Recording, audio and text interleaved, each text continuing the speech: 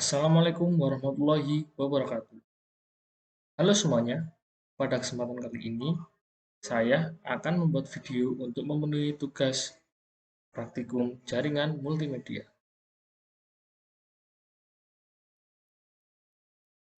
Nah, yang akan saya jelaskan di sini adalah pengertian OSI layer dan fungsinya dalam jaringan. Sebelumnya, perkenalkan saya terlebih dahulu. Nama saya Tabau Jantoro. Saya dari kelas D4 Teknik Otomasi 5B NRP 0049. Pertanyaan pertama yang muncul pasti adalah, apa itu OSI layer? OSI atau Open System Interconnection merupakan suatu arsitektur komunikasi yang mendefinisikan standar untuk menghubungkan komputer-komputer dari vendor-vendor yang berbeda. OSI dibuat oleh International Organization for Standard atau ISO sebagai solusi dari masalah dalam komunikasi antar komputer dari vendor yang berbeda.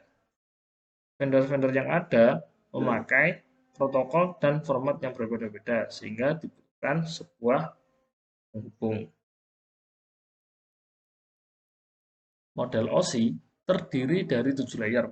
Yang pertama ada physical layer, kemudian data link layer, network layer, transport layer, session layer, presentation layer, dan yang terakhir adalah application layer.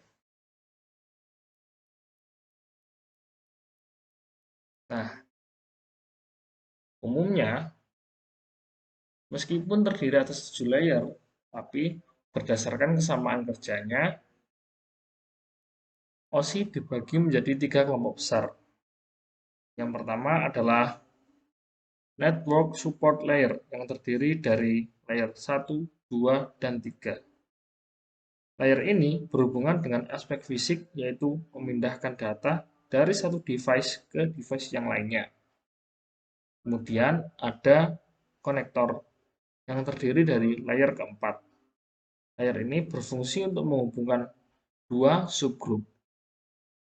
Selain itu, dengan layer ini kita akan tahu jika apa yang sudah ditransmisikan dari lower layer dapat digunakan oleh upper layer.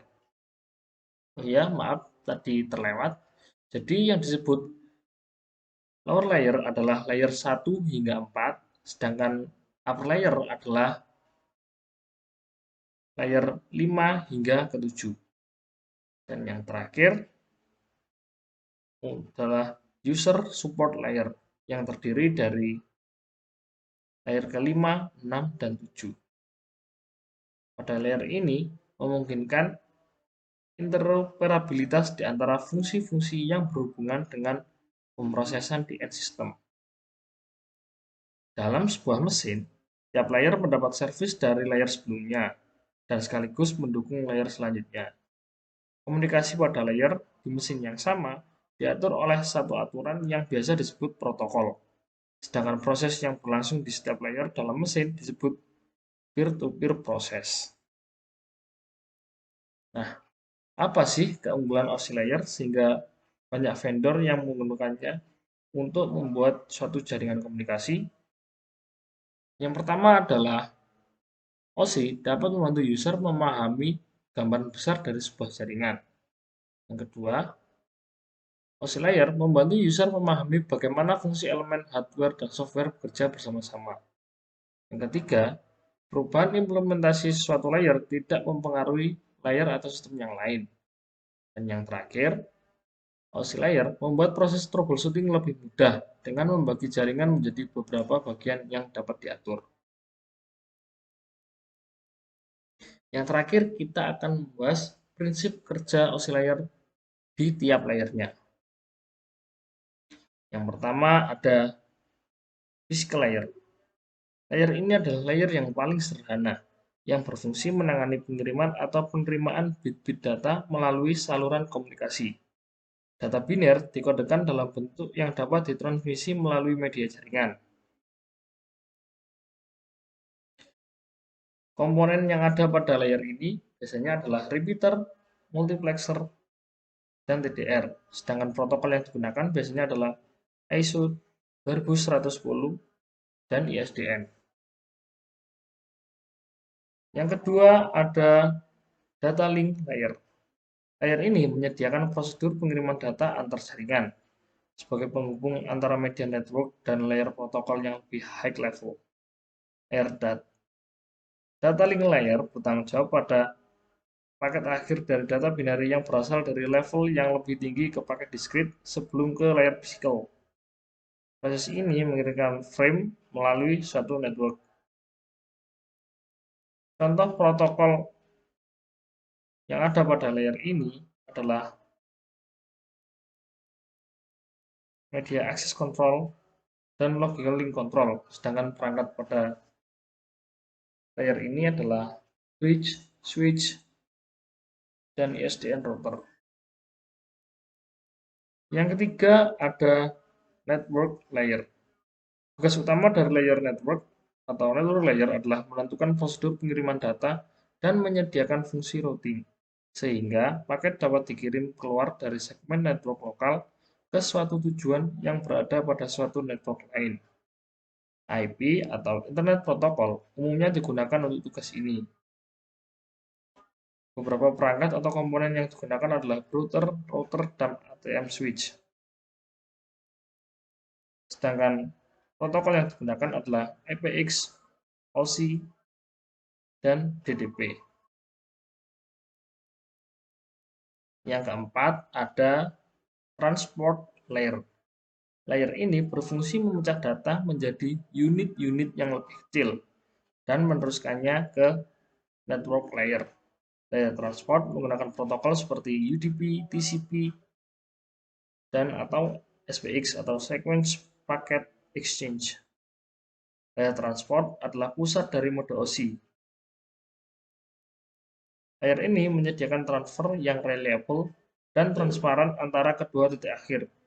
Layer ini juga menyediakan multiplexing, kendali aliran, dan pemeriksaan error serta memperbaikinya. Gateway, etc, atau router adalah contoh perangkat pada layer ini. Yang kelima ada session layer. Session layer berfungsi mengizinkan user-user menggunakan mesin yang berbeda untuk membuat komunikasi di antara mereka. Beberapa protokol pada layer ini adalah NetBIOS, yang merupakan suatu session interface dan protokol yang dikembangkan oleh IBM, yang menyediakan layanan ke layer presentation dan layer application. Gateway merupakan salah satu komponen yang digunakan pada layer ini. Yang keenam ada layer presentation, yang berfungsi untuk mengatur tentang sintaks dan semantik dari data yang dikirim. Sebagai contoh, satu koneksi antar PC dan mainframe membutuhkan konversi dari EBCDIC character encoding format ke ASCII, dan banyak faktor yang perlu dipertimbangkan. Kompresi data ditangani oleh layer ini. Perangkat serta protokol yang digunakan pada layer ini adalah Gateway, Director, GPG, MP3, dan DOCX. Yang terakhir ada Application Layer. Layer ini adalah penghubung utama antara aplikasi yang berjalan pada satu komputer dan resource network yang membutuhkan akses pada layer. Layer application adalah layer di mana user akan beroperasi protokol seperti pada FTP, Telnet, HTTP, dan yang lainnya. Dan komponen yang ada pada layer ini adalah gateway. Baik, itu tadi presentasi yang dapat saya sampaikan. Terima kasih. Apakah ada pertanyaan? Jika tidak, jangan lupa komen, like, dan subscribe. Saya mohon maaf apabila ada materi yang kurang maupun salah. Sekian dari saya. Wassalamualaikum warahmatullahi wabarakatuh.